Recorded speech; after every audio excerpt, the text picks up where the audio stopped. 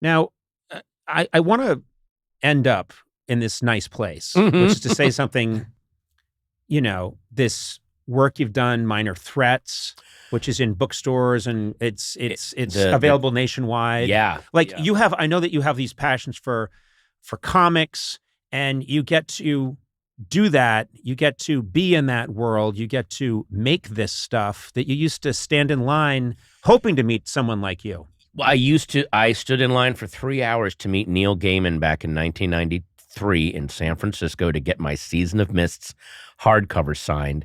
And now I'm Matthew the Raven in the Sandman show on Netflix. That's insane. So that kind of, I always, I remember this quote from John. John Waters is a great person to pattern your life after, because he's like, I work hard at my stuff so that I don't have to work with people I don't want to work with. Yeah. And I can just do the stuff that I like. And it also gives me, because a lot of the stuff that I like to do is not going to make me any money. It's not going to increase my fame, but it's really interesting.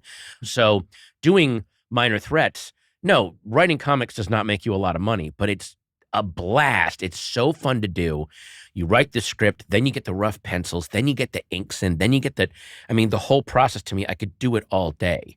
And so I'm lucky enough that I worked hard enough as a stand-up, and I go and do movies, and I can go do comics. And the comics that I put out now, I go with companies like Dark Horse, and where it's all creator-owned. I own it.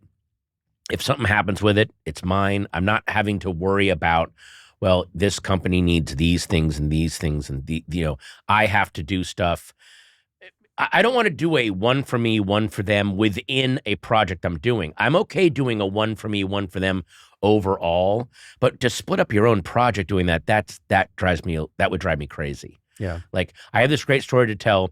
Okay, but you got to put, the Shazam movie's coming out, so you got to put Shazam in there. So that I never had to do that. Right. You don't have to compromise. Also, I'm just happy that I'm not a car guy. I'm not a clothing guy. I don't care about, to me, a car, I don't see the outside of it. As long as it gets me where I'm going, I could care less what it is. So all that money, I don't put any money into that. I don't own a house.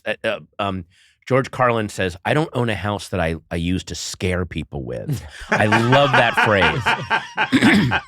Nice little house I can live in. There's no crazy nut. I just keep it very small and very simple.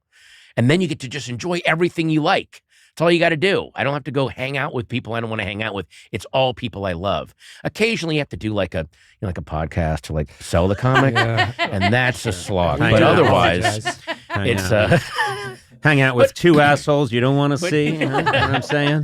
Hey, Patton, I could talk to you for 35 hours. I could honestly talk to you and way too long. It is it's just a happening when you're here. It means a lot to me. Thank you. Remember you came, I'm sorry that I'm saying this. We were in the Soho House. Mm-hmm. Yeah. And you came up, you were bringing your wife and daughter to breakfast, and I had brought my daughter there because they had a kids activity day. So she was, but I was up at the bar at the Soho House, and I was reading the second volume of the Lyndon Johnson biography, and you went, Robert Caro. And you went, of course you're reading. That's what celebrities do in their downtime. Yeah, like Sunday morning. They go to a bar and read Robert Caro's. Lazy Sunday reading. He's just reading Master of the Senate, which basically you can't fire an A-15 bullet through it. Exactly. It's that thick. Yeah, there are many tanks now in the military that are just covered in Robert Caro books.